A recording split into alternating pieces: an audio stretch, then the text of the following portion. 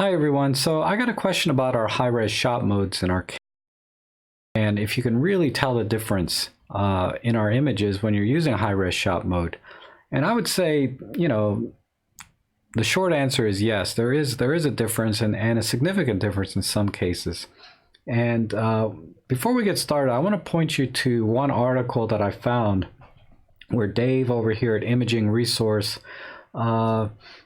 did a comparison of the E-M5 Mark II's high-res shot mode versus the Nikon D810 and like the Sony A7R. So let's go there and I'll talk about a couple of points there and how my tests are a little bit different. All right, so just Google E-M5 high-res mode and this article should come right up near the top, but again, I'll put a link down below. And primarily what he did was he set up a test scene in his studio with different objects and things, and you can download all of the images to compare them if you want, but here's his test scene, and he just kind of cropped in with whatever camera he was using to do the comparison. And again, he also found that the high-res shot mode did resolve quite a bit of detail.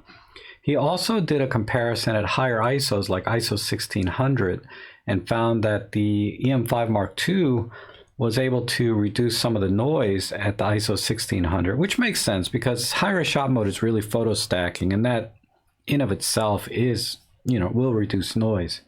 So he was very, very impressed with the results.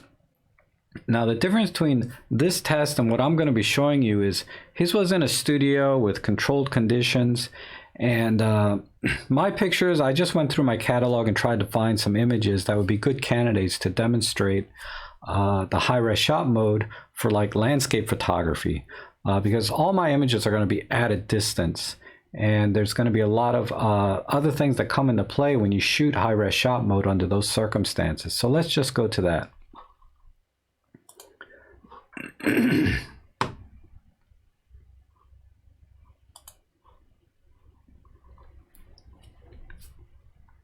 All right, so here are 10 images or 5 pairs of images that I wanted to show you, and we'll just go through them quickly. The first image I wanted to show you is sort of this landscape image. So let's go to this one and do a comparison against the high-res shot mode. So this image on the left, number 1, is the regular 20 megapixel image out of my E-M1 Mark II, and the one on the right is the high-res shot mode raw file at 80 megapixels. And I shot this with my 75-300 at f8, and I think my focal length was like 264 millimeters. So I was at a pretty optimal focal length and f-stop for this lens. I usually get very good results with that. So let's go ahead and punch in some detail, because on its face you really can't see much difference here, right? And this would be typical if you're going to upload to Instagram or post on Facebook, what have you. Anything online, high-res shot mode is kind of overkill. And anything you print, like in a normal size, I would say even up to 16 by 20, you're really not going to be able to tell much difference with high-res shot mode. So let's go ahead and punch in here. And I'm going to punch in on this red barn. And let me make a note that this barn or this house was about a mile away from the camera, so there was quite a bit of distance. And let me just punch this into 400%. So now we have a pretty comparable image. I'm zoomed in at 400% on the regular image and 200% on the high-res shot mode. And as you can see, there's very, very little difference here. There's a tiny bit more contrast and detail on the high-res shot mode, but not enough that I think I would use it. And you can also see a tiny bit of artifacting right in here. There's some diagonal lines here and here. And that's probably because my tripod wasn't rock steady, to be honest. But this is a shot I probably think high-res shot mode is kind of wasted, mainly because of the distance of the subject from the camera itself. And when you do something like this, you have a lot of atmospheric distortion, right? There's humidity in the air, there's pollution, haze, all those things. And I don't think even a native like 36 or 50 megapixel camera would really be able to resolve much more than what we're already seeing here. Now this image here is only one of about 30 images that I stitched together. I'm creating a giant pano where I'm going to print that out. And this image here, I actually used the 75 millimeter f1.8 with the E-M1 Mark II, but I shot it at f5.6 in very good light.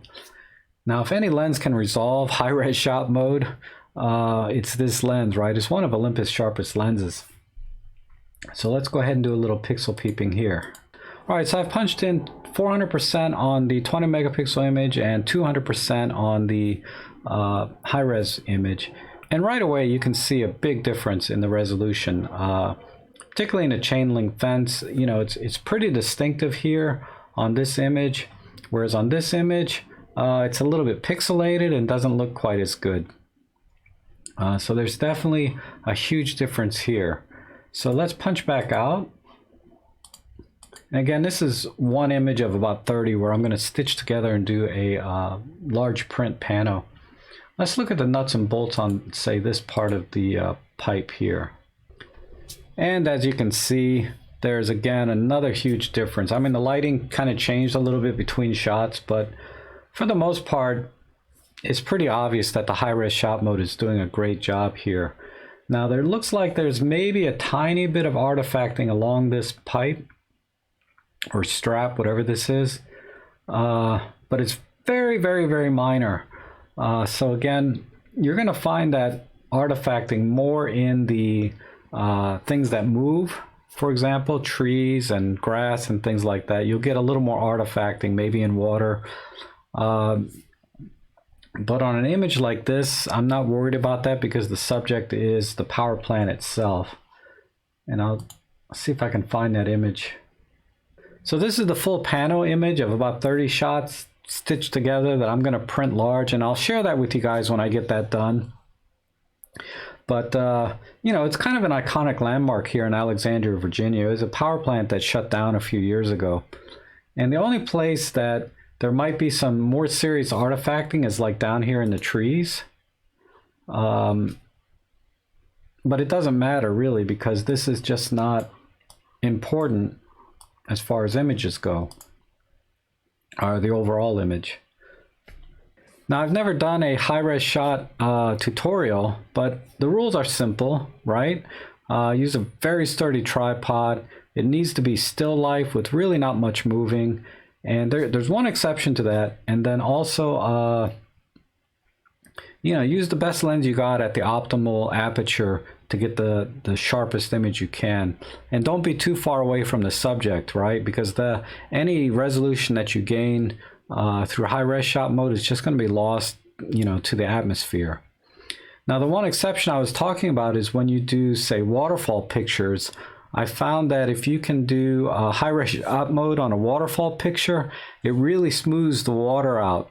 So it's like doing a long exposure, right? Because it's stacking images together. And I did a tutorial on that, gosh, about a year or two ago that you can check out. And I'll put a link to that as well.